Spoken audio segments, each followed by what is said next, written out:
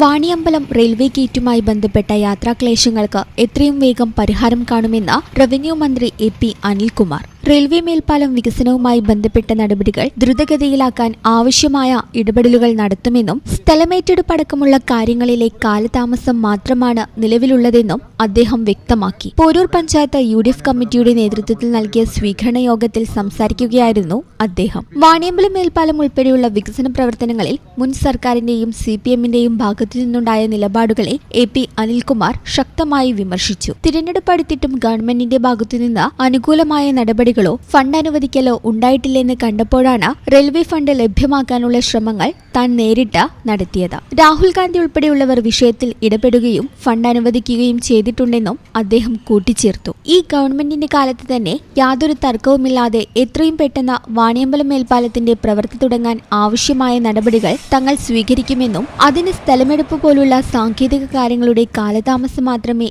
ഇനി ഉണ്ടാവുകയുള്ളൂ എന്നും അദ്ദേഹം പറഞ്ഞു. നമ്മുടെ വാണിയമ്പലം മേൽപ്പാലം ഉൾപ്പെടെയുള്ള കാര്യങ്ങൾ അത് നീണ്ടുപോയത് CPM സംസ്ഥാന ഗവൺമെന്റിന്റെ നിലപാട് കൊണ്ടാണ് എന്ന് കുറ്റപ്പെടുത്താൻ ഞാൻ തെരഞ്ഞെടുപ്പ്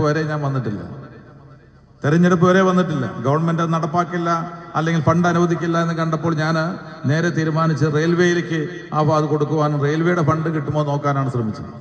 അങ്ങനെയൊക്കെ ആയിട്ട് പോലും ഗവൺമെന്റിന്റെ ഭാഗത്തുനിന്ന് ഗുരുതരമായ വീഴ്ചയുണ്ടായിട്ട് പോലും ഞാനത് രാഷ്ട്രീയ വിഷയമാക്കണ്ട എന്നുള്ളത് കൊണ്ടാണ് പറയാതിരുന്നത്. പക്ഷേ തെരഞ്ഞെടുപ്പ് വേളയിൽ അത് വലിയ ആക്ഷേപമാക്കി മാറ്റി.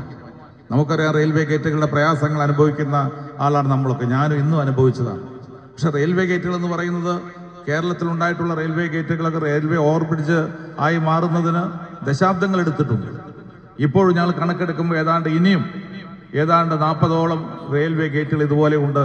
അത് ഭൂരിഭാഗവും CPM-ന്റെ മണ്ഡലങ്ങളിലായിരുന്നു. അപ്പോൾ സ്വാഭാവികമായി അതിന് ചില മാനദണ്ഡങ്ങളുണ്ട്. അതുകൊണ്ടാണ് വൈകിപ്പോയത്. എന്നിട്ടും ആവശ്യം വന്നു കഴിഞ്ഞപ്പോൾ നമ്മൾ അത് ഇടപെട്ടു. രാഹുൽ ഗാന്ധി ഇടപെട്ടു, ഫണ്ട് അനുവദിച്ചു. അതിൽ ഒരു കാലതാമസവും ഉണ്ടായിട്ടില്ല.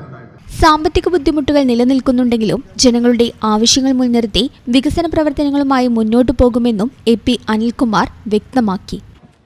ഈ ചാനൽ ന്യൂസ്, വണ്ടൂർ.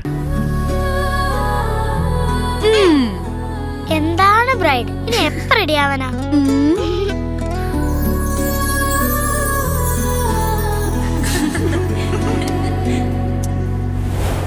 മരുപൂ പോലെ നിറമേകും MX, വെണ്ണിലാവായി എന്നുള്ളാകെ MX.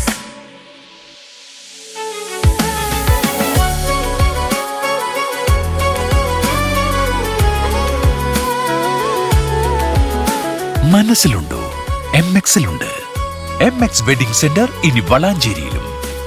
MX wedding centre Valanchery, Pattambi, Koottanad, Koppam, Kecheri.